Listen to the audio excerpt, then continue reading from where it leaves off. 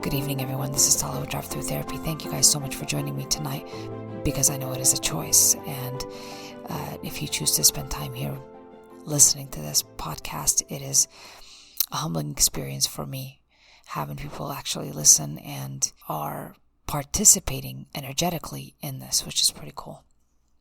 Especially around this holiday time. I just published an episode on working after the holidays, which I think is a big issue or theme that I've been facing when it comes to patients coming in to see me for a session before the holidays. But it is only a second problem to the primary reason why people come and see me before holidays begin with such intensity and frequency, more than any other time of the year. And this is because we're going to meet with family. More emotional investment is placed when it comes to family than it is, for example, to work. And because of that, it is an act of what can be an act of discipline and maturity to go into a family setting and not respond the way I usually would respond to my family that I already know how they are. And today we're going to discover why, first of all, why our families are set up, lack of a better way to say it, okay? Set up to fail when we're in their presence. And because we got to take responsibility for what's ours, but what is not ours, we don't have to pick up and make ours. But on that note, there's quite a few things that make family difficult to deal with. And to discover a little bit of what sets them up, we got to first talk about what beliefs you have about them. Each family member that you have, or each human being that you know, really you have a predisposed idea about them, especially after you've met them a few times and gotten to know them, or gotten to experience them, is the best way to say that. And these beliefs that we've acquired sometimes remain fixed, which results in our same response every year to our family. So predisposed beliefs, for example, if I have a sister that I had problems with in the past for any reason, or a brother, or a mother, a parent that I grew up with that was not healthy. When I go to those gatherings and I meet them, basically I am responding in the same way. Believe it or not, if I'm not intentional, I'm responding the same way I would have responded years and years ago. This is what we call a conditioned response. And if we have not done our own shadow work or worked through unfinished business and acceptance of the people that we already know about and know very well, and learn to accept them as they are, but learn to have boundaries with them, what's going to end up happening is that when I go back to meeting with them during gatherings and holidays, I'm going to respond in the same way. I'm going to be that little kid, whether they're responding in fear or anger, they're going to respond the same way. And not only that, I'm going to be very self-hating after that, very self-shaming after that. Because it never feels good to respond in anger or through fear to someone and lash out at them. Even if they deserve it, even if let's just pretend that they deserve it. It doesn't feel good later. I don't like myself for it. So I'm going to guess that you're not going to like yourself for it either. So we really got to do this work intentionally. When we go back to those places, when we go back to the past, because that's what it feels like at times, we are now more in control than we were before. Through our knowledge, our self-awareness, and our ability to go beyond just the feelings that I've known, that have been conditioned from a long time ago, that I believe is so familiar and so real to me because of its familiarity. I want to make sure that I put that not at the forefront of all my decisions, but in the background of them. I need to acknowledge that they're there because you're going to feel an intensity when you meet that person or that family member that you have some kind of beef with. I need you to acknowledge those feelings to yourself, but work beyond them to respond differently. So again, people that are in our lives that we've already known about and that we have history with that may not have been healthy, we are kind of set up. They're set up and we're set up to fail in this situation if we don't do stuff intentionally. That means you have to go in there and you have to start doing this new response to them on purpose. Our unfinished business could be one of the reasons that is causing us some trouble when it comes to family, meaning that we got to look at our family members that we have trouble with and accept them as they are. I don't have to agree with that or with them. That's not what acceptance means. Acceptance means that I know what they are and I'm aware that I cannot change who they are and what they've done in the past. All I can do today is accept how I respond to them as the main responsibility, as my responsibility. I hope that makes sense so far. But that's what I wanted to kind of talk about first is why are the people in our lives set up to fail? Their history, their predisposition in us that we have about them is going to cause this problem. It's going to cause us to look at them with the same old feelings that we have when we see them. It's just a conditioned, learned response, and we can rise above it. I don't have to not feel this feeling before I start changing my response. I can still feel these negative feelings and choose to respond differently. And that's what that's about today, you guys. I need you guys to listen to this over and over again, especially when you're about to go see your family. I want you to listen to this in the car, on your way over there even, because it's kind of like a pep talk to you. It's going to help your brain absorb more of the commands or the suggestions I'm making to you guys. And the more you listen to this, the better you'll be able to consider different responses. And you'll feel differently when you walk into your family's home, rather than feeling that you're about to be ambushed in the jungle by lions and by crocodiles. It's going to be a lot easier. It's going to be a lot peaceful within while the chaos could be happening outside. And that's what we want today. That's how we want to respond today in our world. And sometimes when I say the word maturity, I don't mean it as to put anybody down and thinking that's immature. What I mean by maturity is I mean that it's more developed, more disciplined response. So just take it that way. It's not about putting anybody down in any way, because I would say that too about myself as well. And I don't put myself down, not on purpose. Okay. Now, the second part is how do we start responding? And I'm going to go place some commands here for you today because you seem to like those a lot. And I'm getting a lot of responses on the commands business whenever I mention them in any of the episodes. And what I mean by commands is I usually talk you into ways that you can talk to yourself. It might sound like me if you're not listening to this. You might hear my voice or hear my tone in your mind as you're going throughout your day, even if you're not listening to my podcast. And that's part of what I do. I don't know how this gets done, but it gets done. Will people hear me even if they're not around, which is good. That means your subconscious somehow is wanting change, or even your conscious brain is wanting change, and it's ready to line up. Good news all around. If you hear me, just follow through. And it's really not me. It's really your subconscious brain pointing something out to you. You just use my voice because maybe you trust it more, or it's a voice that you perceive as non-judgmental because it doesn't know you. Either way, go ahead and use it. This is the purpose of this podcast. It's really for you to listen to these episodes over and over again. They're calming. They're relaxing. I don't know if you notice that.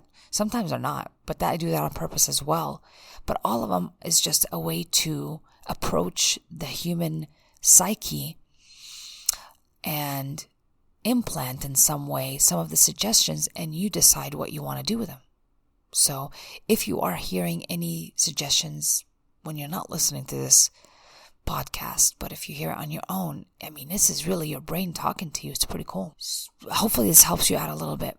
So listen to these episodes as many times as you like. It's just another way to condition our brain and prepare it with a little pep talk. Just pretend I'm your hype man, like pepping you up, getting in your mind. We're both working together as a team, and we're about to meet family, and you're not going to be alone because I'll be there with you, and it'll be okay. It'll all be all right because it's temporary.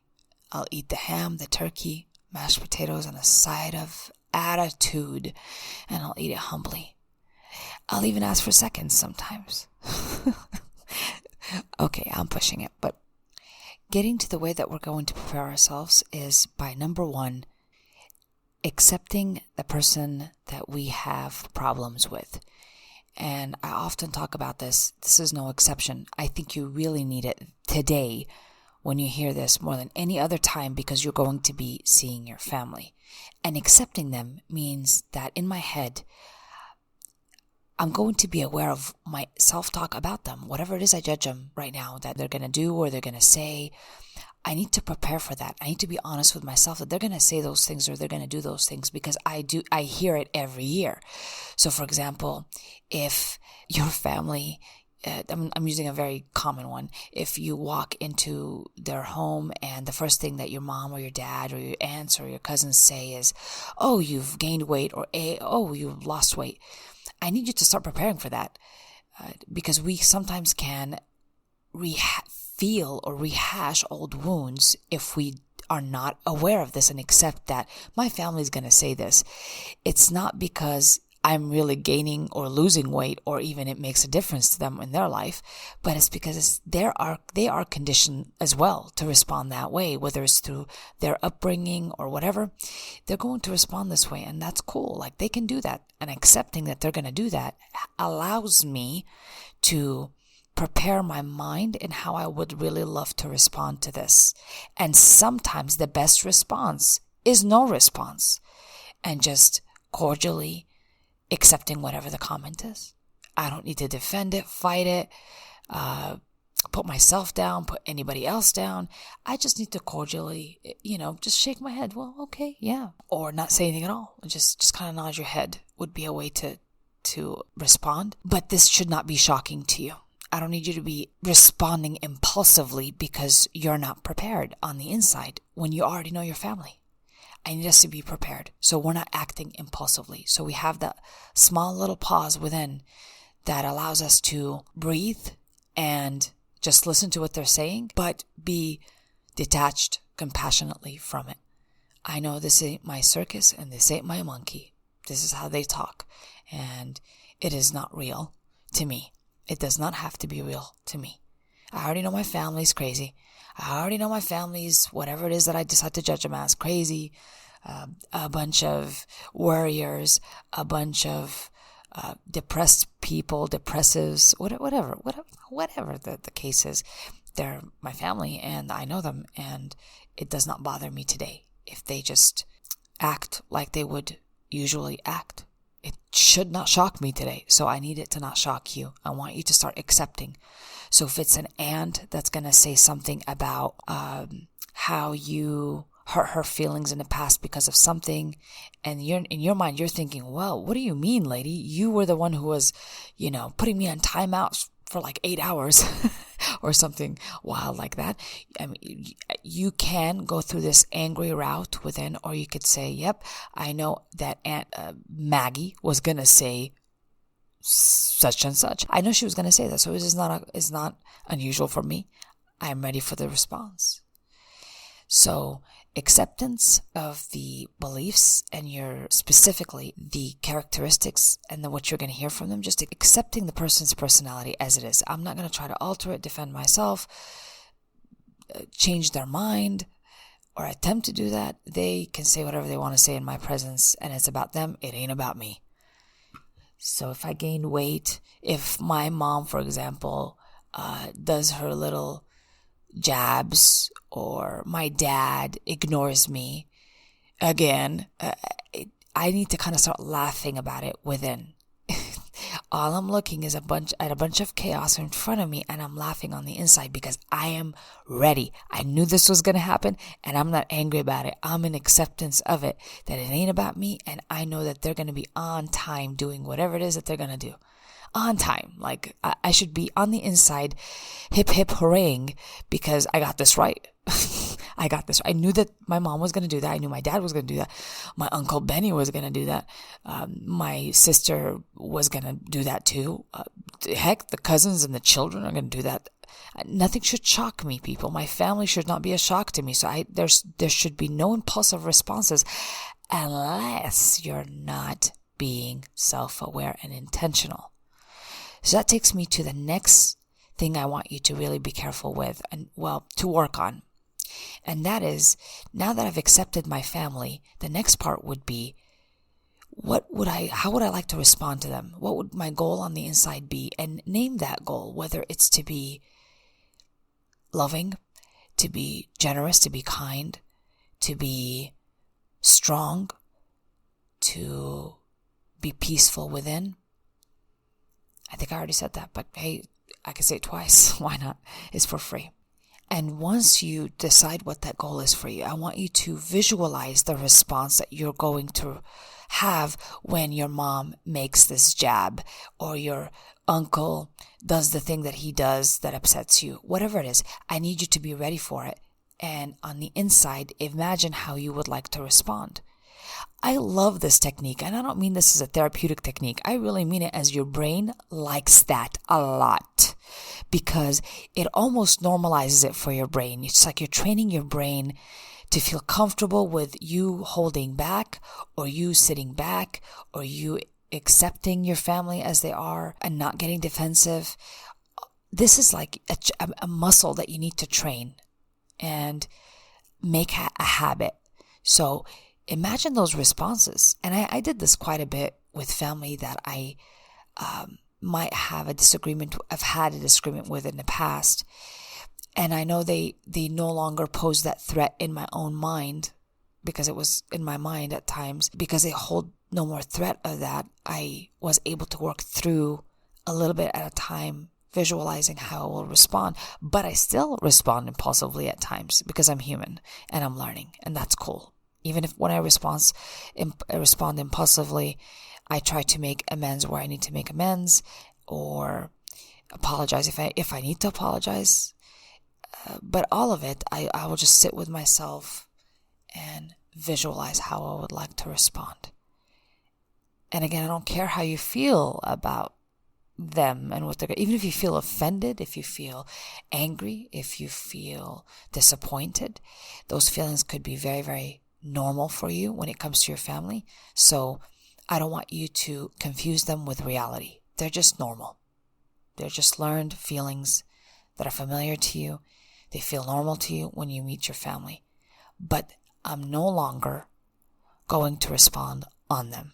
I know what they are. I'm going to feel them, but I'm not going to respond on them. So hopefully that makes sense for the step number 2 that I want you to do. The first is acceptance. Going back to step number 2, it is to visualize. Accept and visualize. Visualize how you'd like to respond. Okay? I hope I made that clear. And another important component that you can add to visualization is you can talk to yourself in the car. Pretend that you're talking to them. Do the empty chair technique is what we call it. And you talk to the family member that you would like to have better communication with. Better communication, believe it or not, is your responsibility for how you communicate. You're not responsible for how they communicate. As long as you keep that in mind, it will help you with a proper compassionate detachment that you might need, which takes me to the number 3 step or thing to consider. It doesn't even have to be a step. And that is to keep in mind that, most importantly, that my family does not hold the key to my self-respect. They do not hold the key to my emotional relief. And because some of the wounds that we have it could be since childhood, And even if they're not, we will respond in similar ways to them, and they will respond in similar ways that they have in the past to us. It's not, again, a shocker here, but accepting that ahead of time, that if I wanted respect from them, or if I think that they held the key to my self-respect, I'm going to keep wanting to change their mind or prove them wrong, at which point I will lose control by attempting to do that. When I talk about inner self-control and maturity, it really means that on the inside, I am putting out my own fires. And I've said this before, but it's okay. We can repeat. I love repetition because it helps us all. Getting that very straightened out with you before you go anyways is that people do not hold the key to your relief, and they do not hold the key to your self-respect. The way you respond, the way you conduct yourself will always be your responsibility. It cannot be another person's. So that will be the best way to control whether you are respected or not. It is not through making or forcing other people to respect me, or to prove I'm wrong and have to teach them a lesson. None of this is going to be helpful to you, because at that point you would have lost control. You would have acted impulsively and responded in ways that you're not going to like yourself for later. So, going back to self-respect, the best way to keep your self-respect, because you already have it, you always do, and not give it away, is by, on the inside, always making sure that they do not owe you any kind of payout or any kind of credit or thing that they have to owe you, pay you back with when it comes to an emotional or, for example, like respect. They don't owe you a respect. If they behave in a disrespectful way, it is on them. It represents them. It does not represent you. But the second you attempt to open your mouth and prove them wrong and give me my respect back, and you're being very rude, and you're starting to judge them, right? You've basically just went back at them and lost your self-respect. Yeah, this is the best way to say it. They don't owe you your self-respect. You already have it. So do not give it away. Do not. No matter what anybody responds like, remember that you hold that key. They do not have it. Sometimes our brain will muck with us and say, well, they need to respect me. They just disrespected me again. And nobody disrespects you. Believe me when I tell you, when a person is acting in a rude or disrespectful way, they look disrespectful, not you. So do not confuse yourself. They're looking disrespectful in front of everyone. You are standing still with self-respect when you hold yourself still, because they're showing their undergarments and you're not. You still have all your clothes on, and they're just ripping their clothes to shreds and airing out their dirty laundry. That's their business, not yours. Okay? Just remember that. It is so important that I have to always remind myself, Tala, nobody owes you your self-respect. You already have it. But if I ever lie to myself and even perceive that somehow somebody owes me some self-respect, then I've lost my self-respect. I hope that makes sense. I've said it in every way, just to get it through your mind, because I need you to have this idea as the final idea before you walk into a difficult situation with old wounds that have been predisposed or preconditioned, and I need you to outgrow them. I need you to ride it out with self-love and self-respect. And we just practice this, friends. We're going to practice this. Again, we don't care about the feelings, because the feelings are a liar. And I know that they lie, and I know the truth. And the truth is the logic of it all. I own my own feelings. Nobody can make me feel anything, because they don't inject any hormone in me. I'm the one producing it all within. And I'm the only one that can change it. And it's a beautiful thing, ain't it? All right. You guys keep listening to this over and over as many times as you like, to help you with a pep talk, to help you kind of get yourself ready for that family rewounding. But it's okay. This time it's going to be an act of self-healing, and confronting does not always have to be a negative thing. Confronting could be confronting our shadow side, our subconscious side, our unfinished business, by intentionally confronting it with tolerance, with self-love, with compassion for self and others. It can be done differently and intentionally this time. And if you are in the middle of this holiday situation and you need to hear my voice, all you gotta do is come back to this episode and listen to it, and I'll be there with you. Okay? I hope everything goes well for you this holiday, and I hope that this year and this holiday is where you can start to see yourself transform. And all it takes is not to change the feeling, but to change the way you respond to those old feelings. Thank you guys so much for joining me tonight. I'm sending you love, light, and the perfect gift that always fits, and that is self-love. This has been an episode of Drive-thru.